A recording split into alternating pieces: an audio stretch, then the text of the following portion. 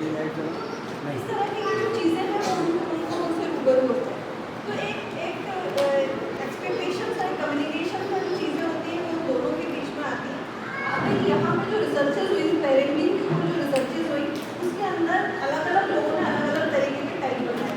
Initially जो type थे वो 4 तरीके के टाइप थे, कुछ लोगों ने इनको 3 तरह के टाइप से बताए। तो पहला वाला जो टाइप है वो है अथॉरिटेटिव टाइप का। अथॉरिटेटिव टाइप में क्या होता है कि जैसे अगर मैं आप लोगों से पूछूं कि आप किस टाइप के पेरेंट हैं, तो आप लोग अपने आप को अपने बारे में अवेयरनेस करेंगे, सोचेंगे कि मैं किस तरीके का पेरेंट हूँ। फिर उसके बाद आप पेरेंटिंग उसको करेंगे। तो पेरेंटिंग स्टाइल से जो हमारा कहने का पागल हो गया कि तुम आप क्या? किस तरीके के पेरेंट हैं। पहला है अथॉरिटेटिव टाइप का। अथॉरिटेटिव टाइप की जो पेरेंटिंग होती है उसके अंदर पेरेंट्स जो होते हैं ना वो उनका जो कॉग्निशन लेवल होता है ना वो थोड़ा सा हायर होता है और वो अपने ना बच्चों के ऊपर एक क्लियर बाउंड्रीज क्रिएट करते हैं, ऐसा करना है ऐसा नहीं करना है। तो वो एक क्लियर बाउंड्रीज होती है उन लोगों के बीच में। उनको जो बच्चे होते हैं उनकी एक खुद की एक आइडेंटिटी डेवलप करी जाती है कि वो उनको इतनी छूट देते हैं कि जो उनकी जो आइडेंटिटी है बच्चे की भी एक पर्सनालिटी बनेगी, आपकी एक पर्सनालिटी है, वो बच्चे की पर्सनालिटी बनेगी। तो वो किस तरीके से उनको छूट दे रहे हैं वो सारी चीज़ें उसके अंदर आती हैं।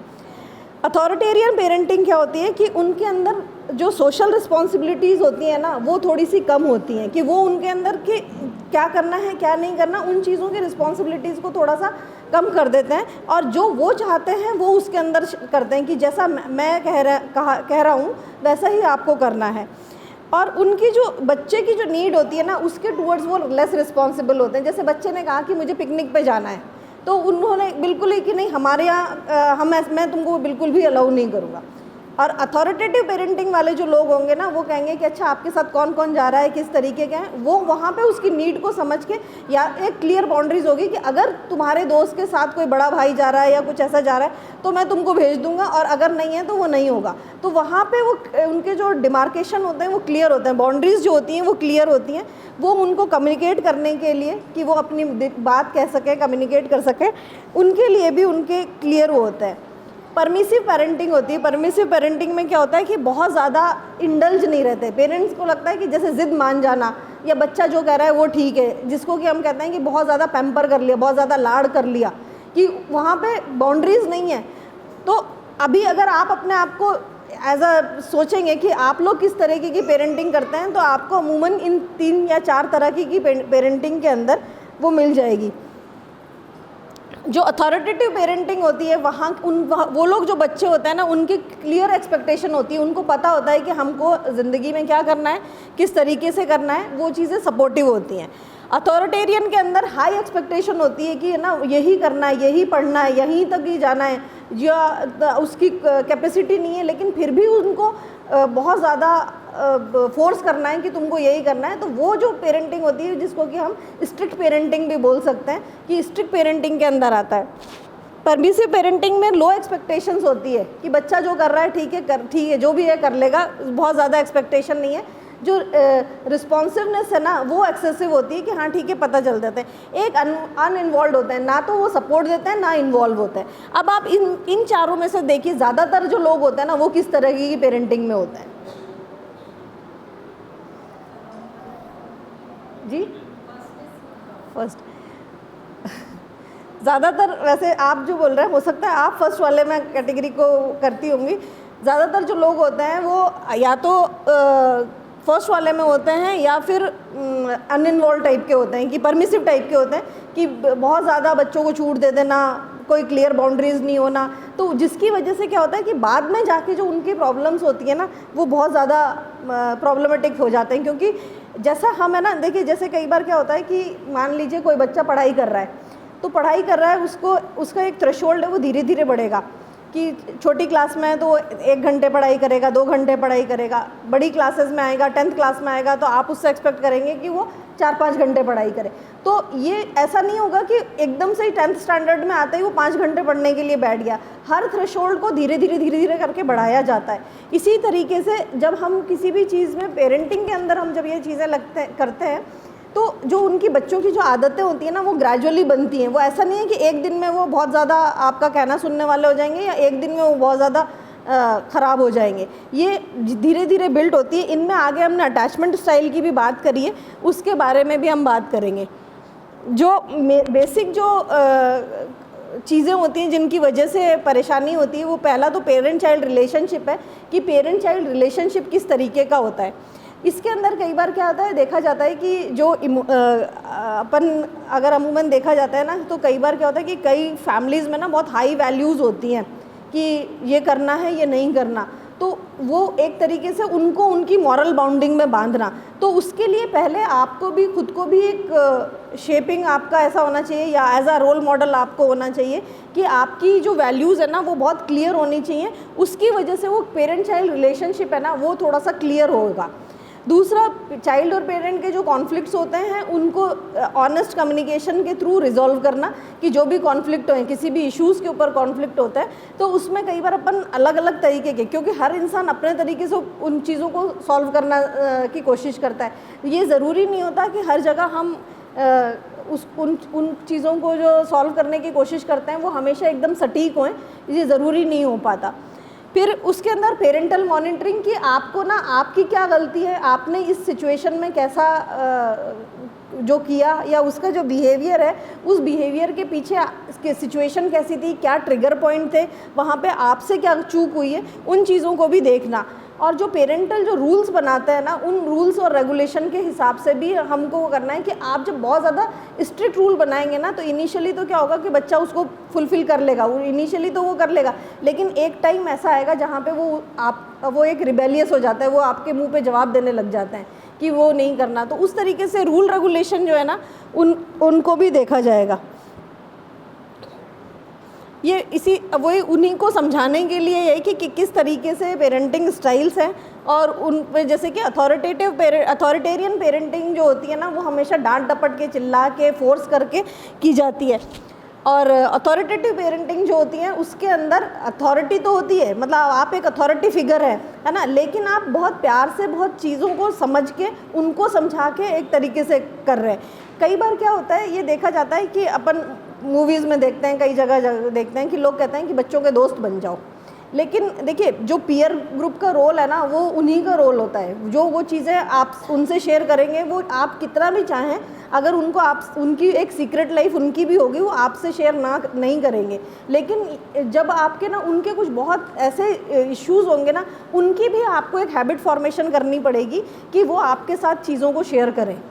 तो ये चीज़ें मतलब शुरुआती स्टेज से जब शुरुआत होएंगे ना, कि जब जैसे वो स्कूल से आ रहे हैं तो क्या चीज़ हुई, टीचर ने क्या कहा, किसने बुली किया, क्या क्या इश्यूज़ हुए, वो जो सपोर्ट सिस्टम है ना वो शुरुआत से करेंगे, तब जाके चीज़ें होंगी।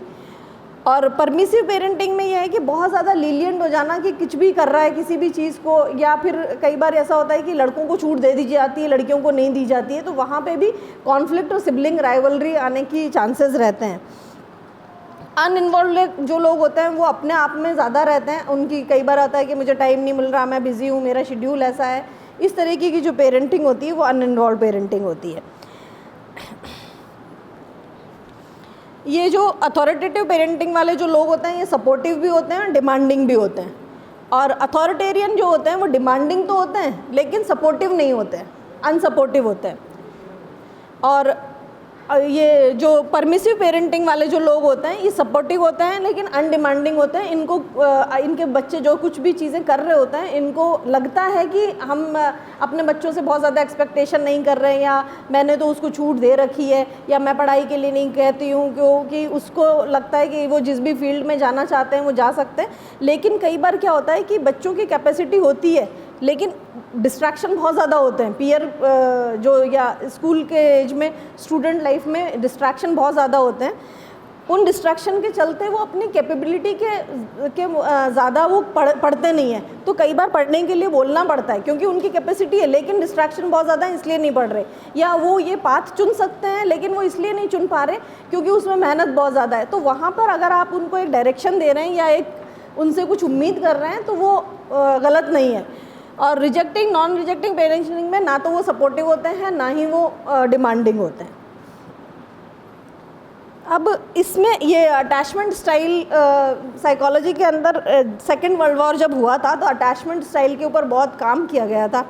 उस अटैचमेंट स्टाइल में इन्होंने एक एक्सपेरिमेंट किया था सेकेंड वर्ल्ड वॉर के टाइम पे कि बच्चे अपने जो कुछ बच्चे जिनके माँ बाप मर गए थे उस लड़ाई में, तो उन्होंने देखा था कि जो बच्चे हैं वो भटक गए हैं, लेकिन उनको ना खाना पीना सब चीज़ें, शेल्टर वगैरह सब कुछ चीज़ें प्रोवाइड कराई जा रही हैं अलग अलग NGOs से।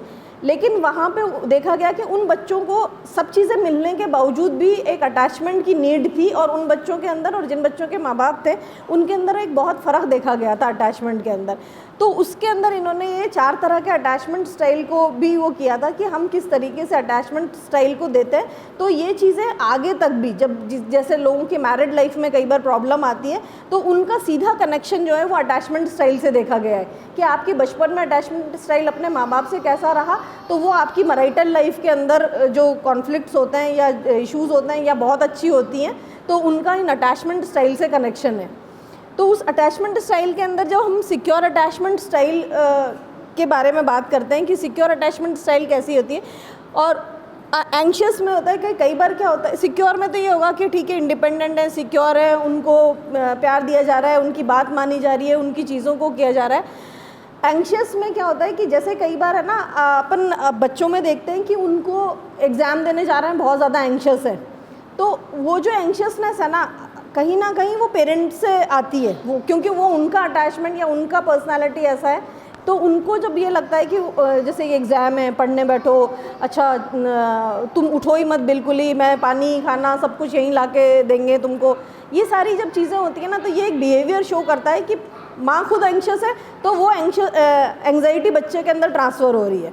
तो उस चीज़ को करने के लिए हम जो पहले उस तरीके की जो अटैचमेंट स्टाइल है वो बचपन में नहीं दिखानी चाहिए।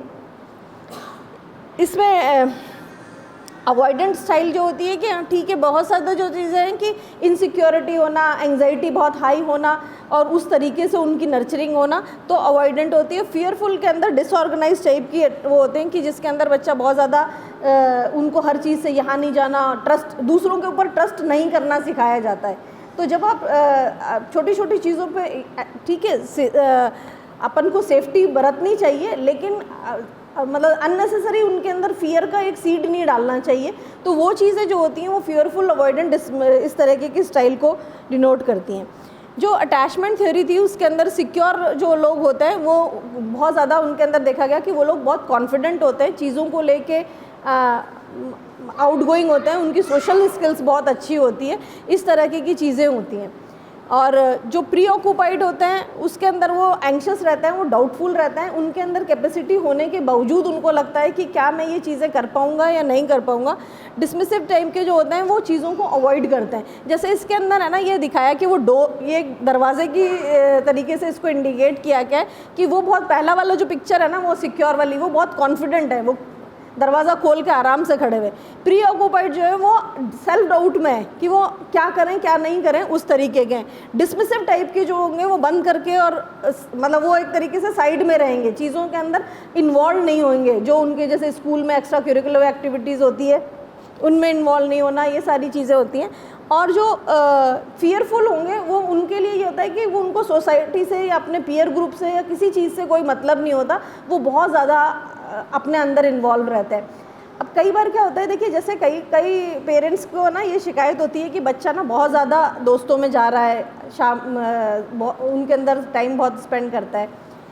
अगर कोई भी चीज़, कोई भी बिहेवियर अगर बैलेंस वे में होता है ना तो वो ठीक होता है, क्योंकि इसका रिलेशन बहुत ज़्यादा इंट्रोवर्ट होना वो मेंटल हेल्थ के ऊपर जाके इफ़ेक्ट करता है। कई लोगों को सिजोफ्रेनिया और ये सारी चीज़ें जब अगर सिजोफ्रेनिया की स्टडी देखी जाती है तो जनरली ये देखा जाता है कि जो लोग बहुत ज़्यादा इंट्रोवर्ट रहे ना उनका मतलब अपने बचपन में या अपने एडोलसेंस के टाइम पे उनके अंदर ये चीज़ डेवलप होती है।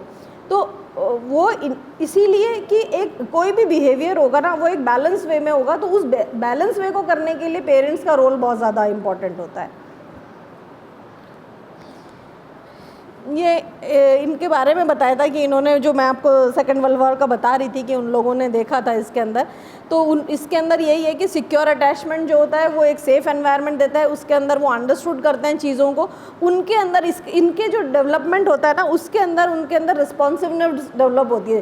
कि जैसे कई बार होता है ना, कुछ बच्चे अपने माँ बाप का बहुत ज़्यादा ख्याल करते हैं, तो उनका अगर है कि वो एक सिक्योर अटैचमेंट स्टाइल के मतलब होता है उनका, तो आगे जाके उनके बिहेवियर के अंदर ये चीज़ें देखी जाती हैं।